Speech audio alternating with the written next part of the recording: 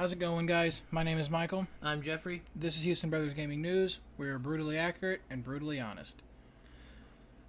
Today we are going to be talking about our predictions for the E3 coming up, this week, this entire week. Today we are going to be specifically talking about Electronic Arts, Bethesda, Microsoft, Ubisoft, Sony, and Nintendo. I say we get right into it with EA. Actually, EA first. EA's first conference is going to be held. EA's E3 conference is going to be held today at 1 p.m. Hopefully, by the time you guys see this, it will be time for that. So it'll be today, June 12th at 1 p.m. From them, we know we're going to be expecting Mass Effect and Andromeda later this year. I don't really see them releasing any other big name games. They might release a couple of small indie games here and there, but I'm not, like my brother said, I'm not really expecting anything big coming from them. We got from them, I'm looking at their confirmed games right now. They got Battlefield 1 coming out, FIFA 17, Madden NFL 17, Mass Effect Andromeda, as I touched on, NHL 17, and Titanfall 2. As for that, I really don't see them coming out with anything brand new or, anything brand new is what I'm basically trying to get at. Then from that, we go to Bethesda. I think I speak for everybody here when I say that we want a new Elder Scrolls game from Bethesda. Like he said, the new Elder Scrolls game is what I'm planning on because, last year we had them talking about Fallout. Dishonored 2, Fallout. There's no really other big name games that they have that besides the Elder Scrolls that can come out. I heard reports that they may try to re-release the Elder Scrolls V Skyrim on the next-gen consoles. But I don't think that would be really good enough for a whole E3 showcase. Just Dishonored 2, get more footage of that, since I think it's coming out later this year, if I'm correct. Let me check. Dishonored 2 will be coming out on November 11th of 2016. Yeah, later this year. And then, releasing Skyrim, the Elder Scrolls 5. I don't think that's big enough for a whole E3 conference. A big conference at that. And speaking of their conference, it's being held today at 7. So by the time you guys see this, hopefully, if everything goes smoothly, it should be up. If not, then it will be up on Wednesday, and this will already be over. And then, so like he said, today at 7 o'clock, June 12th at 7 o'clock is when Bethesda's going to be holding their press conference. Really looking forward to them, hoping we get a new Elder Scrolls game. Not sure where I'd want it to take place, sure what continent I want it to take place in. I've heard talks maybe Valenwood might be one. That's what I was just about to touch on. I've heard rumors that have been going around. Again, these are just rumors of Project Greenheart. Now, I'm not the biggest Elder Scrolls lore master out there. I mean, I know a lot about the lore, but I'm not the biggest. But I do know enough of the map to know that there's a big port city from Valenwood that's currently fighting the Altmeri Dominion. Valenwood's currently fighting the Dominion, and one of the biggest port cities in Valenwood is Greenheart. So that's leaning more toward Valenwood kind of joining up with an army, maybe the Stormcloaks again, to take on the Thalmor themselves. Because, if you think about it, Valenwood would be the perfect place to strike at the Thalmor. There's a lot of port cities on the coast leading to Somerset Isle, but I think that, looking at the map, I think Valenwood would probably be the closest thing, including, Greenheart. I'd like to see them do something, maybe build it around your choices from Skyrim, like with EA and Mass Effect. That would be pretty cool. I think that would be something that would be kind of cool to see and, to get that. Because if everybody can agree that if you played through Skyrim, you know that there are a ton of choices to make. You got the Stormcloaks or the Imperials. Dark Brotherhood, Thieves Guild. companions.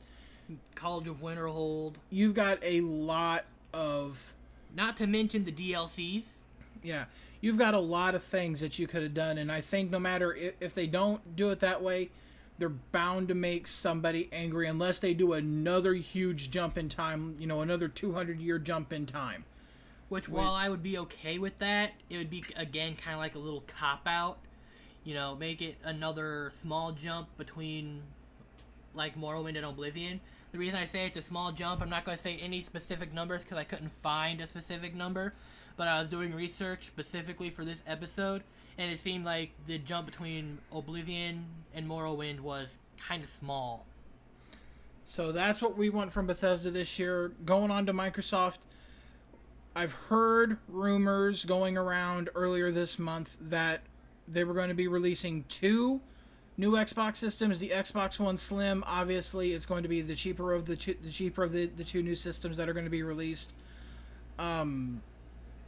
It's going to be able to hold. It's probably going to be mostly standard, like with just a little bit of more. A little bit slimmer, so that you don't have just the big bulkiness of the original Xbox One. Then the second one I heard about was something called the Scorpio. Now, this thing is an absolute beast. From what I could read on it and what I've heard of it, this thing is an absolute monster. It will have Rift support built in. Cool. It has it'll have, from what I could see, 2 terabyte hard drive and 2 terabyte memory to be able to run the Oculus. So if that's legitimate, and that article that I read was legitimate enough, from Microsoft, then this Scorpio is going to be huge. It's probably going to come with a pretty hefty price tag as well, because you're probably going to get the Oculus Rift I would speculate you're probably going to get the Oculus in the actual package itself, in addition to, probably maybe a couple games to come native with the Oculus. Not really sure what they're going to do with it. If it even is a real thing. Like I said, don't really know, exactly what was going to go on with that. But as per games from Microsoft for this year, I haven't heard a lot from them. Let me look. You got an untitled Forza Motorsport game. You got Gears of War 4 coming out. Halo Wars. And Sea of Thieves. So with them, they could announce a few new games, but I'm just really interested to hear if this Scorpio is an actual thing or not. From what you've told me, the reason I didn't talk at all through that was because I didn't do research on Microsoft. I did most of my research pertaining around Bethesda and Nintendo, while my brother handled Microsoft and Sony. Then we kind of collaborated on Ubisoft. So that's the reason I didn't talk too much, but from what my brother told me, Scorpio, it sounds like an amazing machine. If it, again, is real, it sounds really amazing. And their E3 conference is going to be June 13th at 9 o'clock, or 9:30 a.m. Probably that specific time, so you'll need to find your conversion for that. And moving swiftly along to Ubisoft, we know about Watch Dogs 2. That's already been confirmed. There's the trailer already out. We might put a link to that in the description below, but I think pretty much everybody has seen it, either on YouTube ads or somewhere else. As per games that they haven't announced yet, let me take a look at what they've got definitely announced. They've got Eagle Flight, which is to be announced, the date of and the systems. For Honor, South Park, Fractured But Whole, Star Trek Bridge Crew, Tom Clancy's Ghost Recon Windlands, and Watch Dogs 2. We know we're more than likely going to be seeing a new Assassin's Creed game from them. It's a yearly tradition for them. I know they're getting a lot of hate for releasing one every year, but I don't mind it. I don't necessarily like the Assassin's Creed games. I think they've gotten a little too dependent on AC, but if somebody offers me to play them, I'll still play them. As per what I would like to see from the next Assassin's Creed game, I'd like to see it maybe go back. I'm with a lot of people. I want to see it go back to feudal Japan, with samurais, ninjas, all that kind of stuff. I think that would be really cool to do. Maybe throw something out of left field that we aren't expecting. But, You know what I would don't go forward, don't go more forward in time, because you're getting to the point now with the last one being set in London, medieval steampunk London, I guess is what you would call it. That game really didn't fly with me. I mean, didn't really like it that much. Like I said, I really didn't much care for it. I didn't care for the whole grappling hook, zipline aspect of the handheld zipline. I just didn't really like it. First off, I want to say sorry for trying to cut you off there. That's fine. And second off, going back to throwing something out of left field we wouldn't expect for the new Assassin's Creed game, I would personally love them to bring in a new character, because after Desmond was killed off, the series kind of got stale for me. I had no motivation, had no alternate storylines, no nothing to do. It was just kind of, you're here, you're an unnamed scientist at Asturgo. So, am I supposed to be happy about that? Am I supposed to be sad? There was no motivation for me to keep playing the series, which is why I kind of fell off the bandwagon. If they had kept Desmond or another main character in, then I probably would have had more motivation to buy the games. But that's just really all I had to say for that. So, up next is Sony. Sony, I heard talk from them that there's going to be a PS4, something called the PS4 Neo. But again, that's, completely coming out of left field. I don't know. It could be something like the PS 4.5 or the Xbox One Slim. It could be something like that. A cheaper version of the PlayStation 4, but, From what I could gather, it's, I couldn't gather really much. I couldn't gather really anything. The only thing I could gather is that it's called the PlayStation 4 Neo, and that it's gonna be about the same price, if not then a little bit more expensive than the current PlayStation that's out. So, as per confirmed games that are coming out from Sony this next year, heard of you've got Detroit Become Human, Gran Turismo Sport, and Horizon Zero Dawn. There's really nothing else that I could say about that.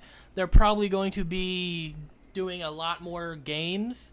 They're probably going to be releasing a lot more games, but they're kind of keeping their lips sealed tight with this one, which is weird because last year they were just releasing everything about their conference. So this year they're keeping it sealed up pretty tight. I'm expecting more games. I'm expecting more information about the PlayStation Neo, and in case you're curious, Ubisoft's conference, I don't know if we mentioned this, will be held June 13th at 1 o'clock, and Sony's will be held at June 13th at 6 o'clock. I didn't know if we mentioned Ubisoft's or not, so that's why I mentioned it. And moving on to what I presume to be our final one, Nintendo. Nintendo will be foregoing a traditional press conference instead of their E thing, from what I could gather. They also decided to forego their pre-recorded digital event instead. Instead of that, they will have a Nintendo Treehouse, where they'll be showcasing some games. From what I've heard, the only two confirmed Treehouses, again, this is just from what I've heard, are Pokemon Sun and Moon and the new Legend of Zelda Hyrule Warriors, I believe. I'm not a really big fan of the Legend of Zelda series, so forgive me if I'm wrong. But that's the only two things I could gather. And that event will be streamed June 14th at 9. So, going to what we have confirmed from Nintendo, we have the new Legend of Zelda game for the Wii U, Tokyo Mirage Sessions for the Wii U. And then for the Pokemon Company, which is they have Pokemon Go for iOS and Android. Then we have the aforementioned Pokemon Sun and Moon for the Nintendo 3DS. Speaking of Pokemon Sun and Moon, we will be holding a Pokemon Sun Moon Special, a video solely based on Sun and Moon, because I think that deserves its own episode entirely. But we're going to wait until after E3 is over so we have a lot more information on the game.